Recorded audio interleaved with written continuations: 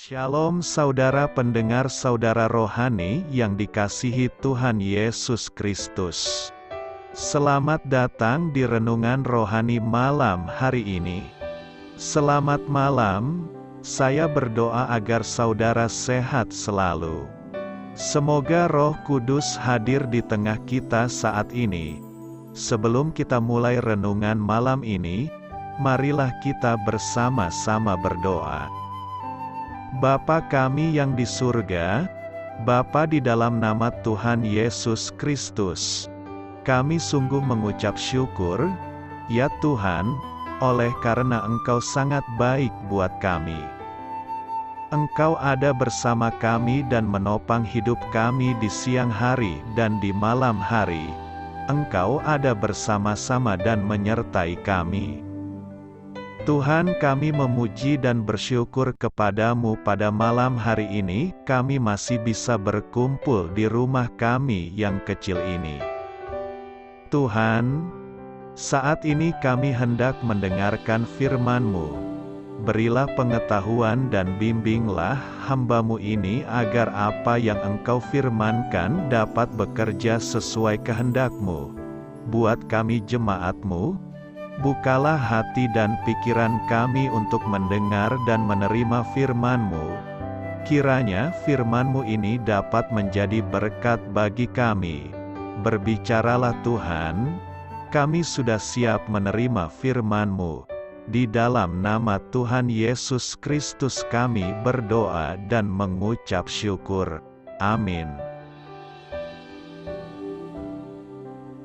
Sahabat saudara rohani, pembacaan ayat emas Alkitab renungan kita malam hari ini.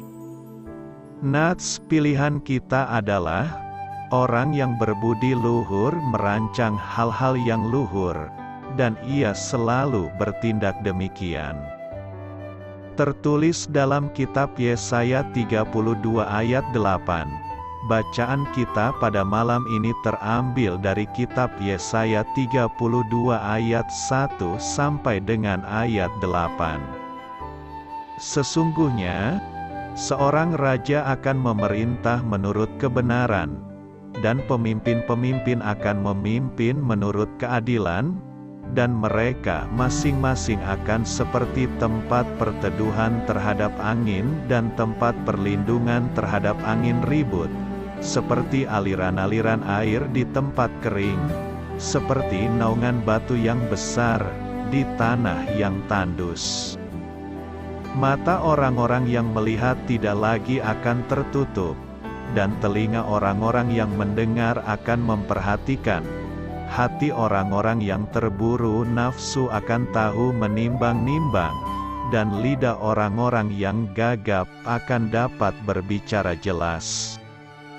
Orang bebal tidak akan disebutkan lagi orang yang berbudi luhur, dan orang penipu tidak akan dikatakan terhormat, sebab orang bebal mengatakan kebebalan, dan hatinya merencanakan yang jahat, yaitu bermaksud murtad dan mengatakan yang menyesatkan tentang Tuhan, membiarkan kosong perut orang lapar dan orang haus kekurangan minuman.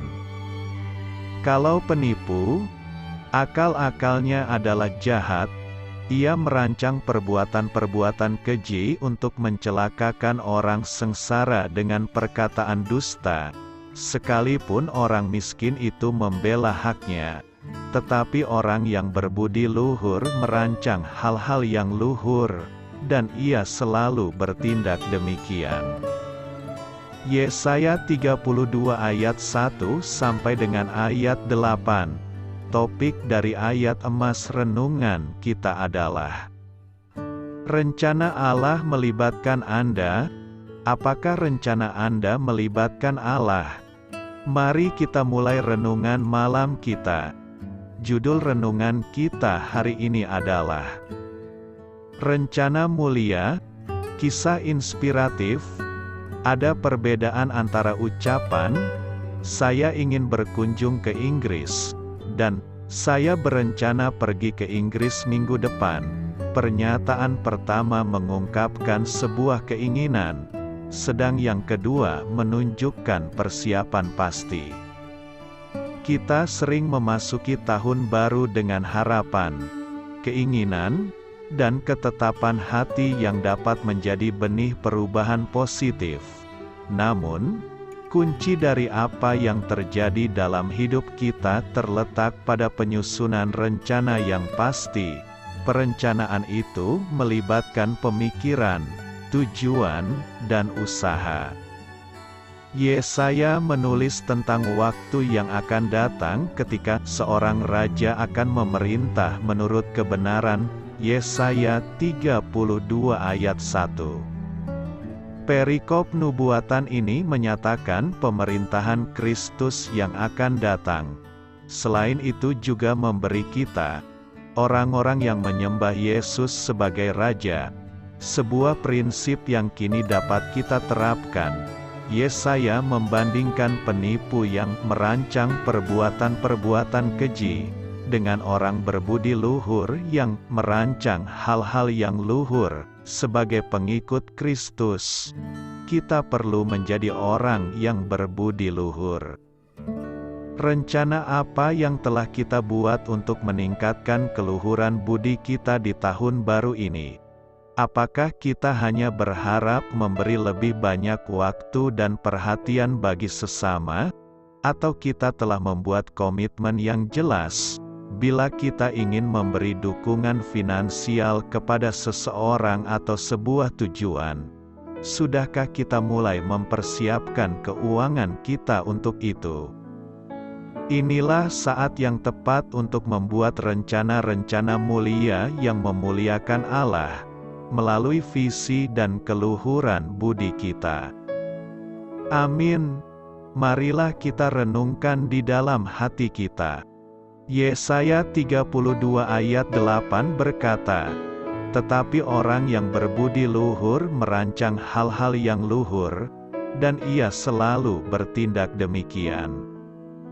Sukses seorang pemimpin ditentukan oleh pilihan-pilihan dan tindakan-tindakan yang ia ambil dalam menyikapi dan menyelesaikan masalah-masalah yang dihadapi organisasi. Pilihan dan tindakan itu diambil berdasarkan nilai-nilai moral dan etis yang ia yakini. Sukses seorang pemimpin sangat diwarnai oleh karakter dari si pemimpin. Bahkan esensi dasar sukses kepemimpinan adalah karakter-karakter utama yang dimiliki si pemimpin. Pemimpin hebat selalu memiliki kualitas karakter yang baik dan kuat. Apa itu pemimpin yang memiliki kualitas karakter baik dan kuat? Yaitu pemimpin yang berpikir, bersikap, dan bertindak mengikuti nilai-nilai inti universal yang baik seperti kejujuran, keterpercayaan, tanggung jawab, kepedulian kepada negara, dan lain-lain. Mother Teresa misalnya memiliki karakter yang kuat sebagai pemimpin yang peduli, empati, dan kasih pada orang lain. Martin Luther King dikenal memiliki karakter kuat sebagai pemimpin yang memiliki keteguhan dalam memegang prinsip.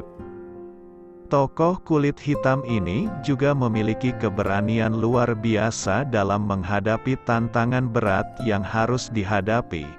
Jack Welch adalah pemimpin berkarakter karena memiliki kemampuan dalam mengambil keputusan-keputusan berat dan pelik. Sementara Steve Jobs memiliki kepemimpinan yang unik karena ide-idenya yang inovatif dan kemampuannya melihat tren masa depan.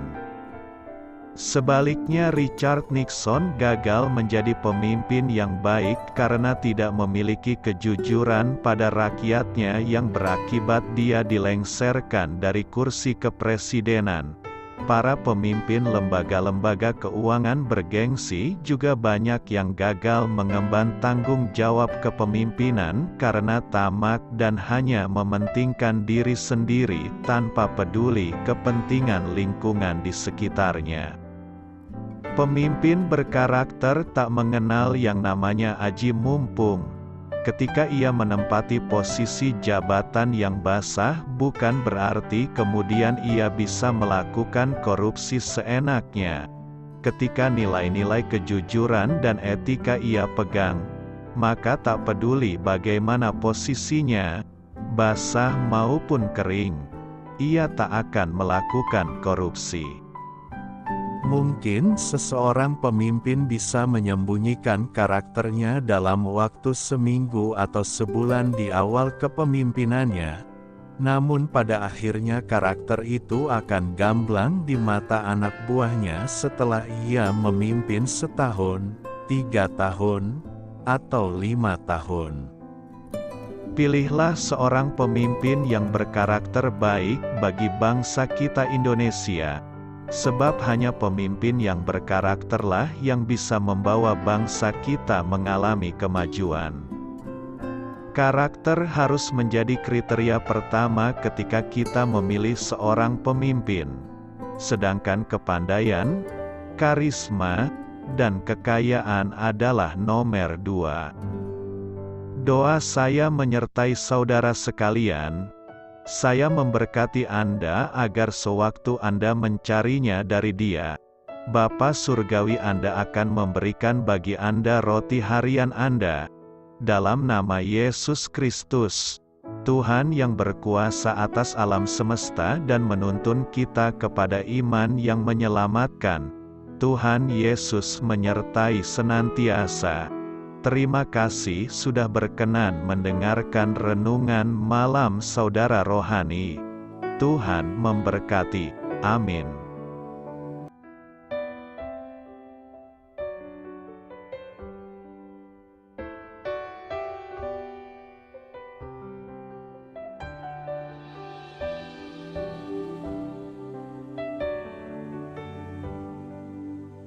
Marilah kita renungkan, sahabat saudara rohani, demikianlah renungan firman Tuhan malam hari ini. Semoga menjadi berkat di dalam hidup kita dan menjadikan kita pribadi yang lebih baik.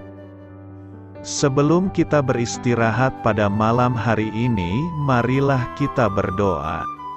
Bapa kami yang di surga, Bapa di dalam nama Tuhan Yesus Kristus, kami sungguh mengucap syukur, ya Tuhan, oleh karena Engkau sangat baik buat kami. Engkau ada bersama kami dan menopang hidup kami di siang hari dan di malam hari. Engkau ada bersama-sama dan menyertai kami, ya Tuhan Yesus. Kami mengucap syukur untuk firman-Mu, ya Tuhan, yang memberikan kami kekuatan dan menyadarkan kami bahwa kami tidak perlu takut dengan gelap dan malam. Sebab Tuhan, Engkau ada bersama kami. Engkau melindungi kami dan menjadi perisai bagi kami hamba-Mu berdoa saat ini. Tuhan, untuk setiap pendengar renungan ini yang mengalami ketakutan, kecemasan, kegelisahan, pada situasi gelap dan malam hari di dalam nama Tuhan Yesus Kristus. Kuasa Tuhan melepaskan mereka dari segala ikatan roh-roh ketakutan yang mengikat mereka saat ini. Tuhan melepaskan setiap anak-anak-Mu dari segala rasa takut dan kecemasan. Di dalam nama Tuhan Yesus segala kuasa-kuasa roh jahat, kuasa setan iblis yang mengganggu anak-anak-Mu, ya Tuhan, tolong hancurkan dan halaukan dengan kuasa-Mu. Dalam nama Tuhan Yesus Kristus, berkati setiap kami anak-anak-Mu, ya Tuhan, dan lindungilah kami. Kami aman di dalam Engkau. Ya Tuhan, penuhilah setiap hati kami dengan keberanian, damai sejahtera, dan sukacita serta ketenangan yang dari Tuhan. Berkati kami di malam hari ini, saat kami tidur dan beristirahat. Kuasa-Mu, ya Tuhan, menaungi setiap kami, memberkati dan melindungi kami. Bangunkanlah kami kembali besok pagi dengan kekuatan yang baru. Tubuh yang sehat diberkati Tuhan dan berkat-berkat yang baru, Tuhan sediakan bagi kami. Terima kasih, ya Tuhan, kami sungguh mengucap syukur untuk firman-Mu yang menguatkan kami. Dalam nama Tuhan Yesus Kristus Juru Selamat kami, Bapa kami yang baik, kami mengucap syukur dan berdoa haleluya. Amin. Biarlah firman Tuhan menjadi pengingat untuk kita semua, bahwa tuntunan dari Roh Kudus akan selalu memberi jalan keluar bagi setiap permasalahan hidup kita, dan memberi kedamaian di hati kita. Amin. Sampai jumpa di renungan malam saudara rohani berikutnya.